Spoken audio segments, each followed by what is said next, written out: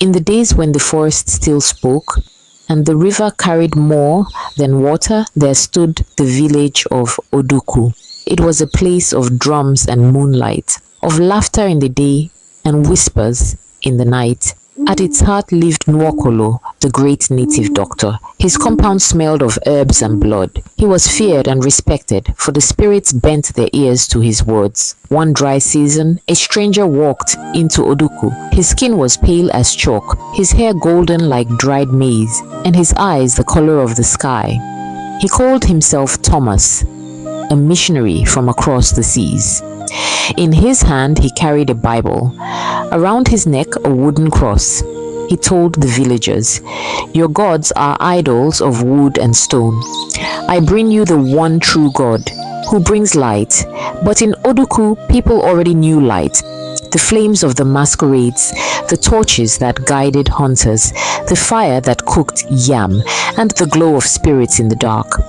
Nwokolo welcomed him, Thomas politely but warned, "Preach your God, but remember, the gods of this land are jealous. Touch nothing that is not yours." Among the curious faces that came to hear the pale stranger preach was Adaise, Nwokolo's only daughter. She was a flower of the village, tall, graceful, with eyes that held both innocence and danger. But Adaise was not like other girls. The night she was born, the river goddess appeared in the water, claiming her as a bride when the time was right.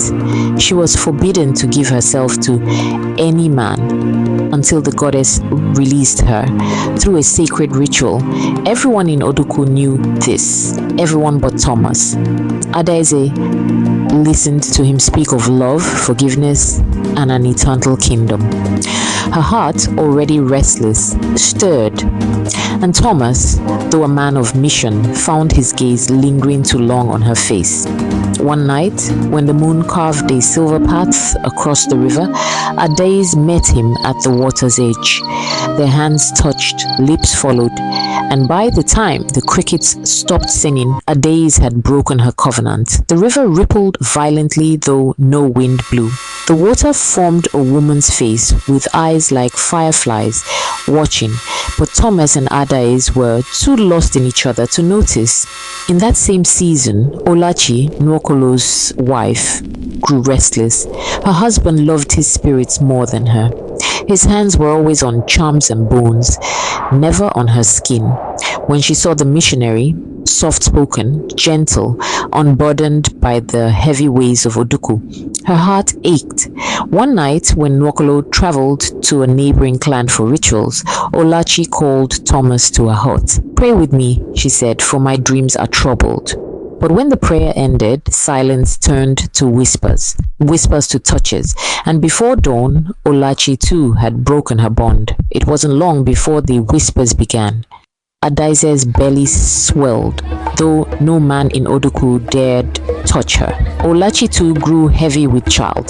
The people murmured. The air grew thick with fear.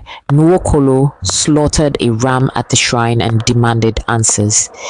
The oracle spoke in a voice not its own.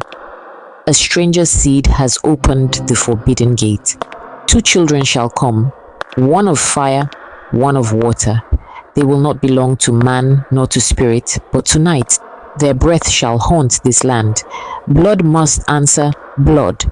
The villagers fell into panic. Many cried for Thomas to be killed, but the sky darkened, thunder split the Iroko tree, and the gods roared, "Spare him, let the curse live.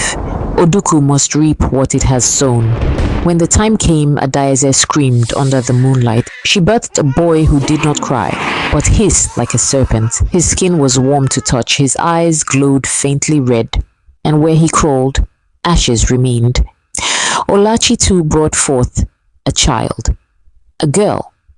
When bathed in the stream, the water turned to blood and boiled. The fish rose dead to the surface. The baby's eyes were pools that rippled like rivers, and her breath was cold as night. The oracle whispered, "One is fire, one is water. They are not children but curses."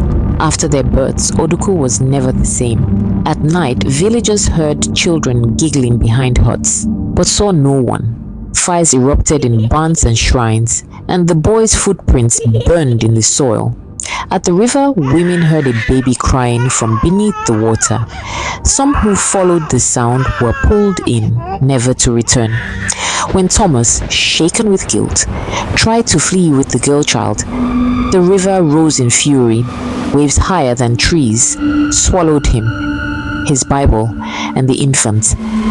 Some said he was dragged into the goddess's depths. Others whispered that his pale ghost still wandered, dripping wet, clutching a Bible that bleeds red instead of water. Adaeze's son grew like a shadow. His laughter made fires spark. His anger reduced huts to ash. Soon the villagers abandoned Oduku, leaving behind only blackened earth and haunted waters. Today, hunters say that if you wander near the ruins of Oduku, you will hear the laughter of unseen children. Sometimes a pale figure appears, Thomas, carrying two children, one blazing, one dripping water. He asks in a hollow voice, "Will you baptize them or bury them?" No hunter has ever dared answer, and so the elders warn, love is sweet, but when it defies the gods, it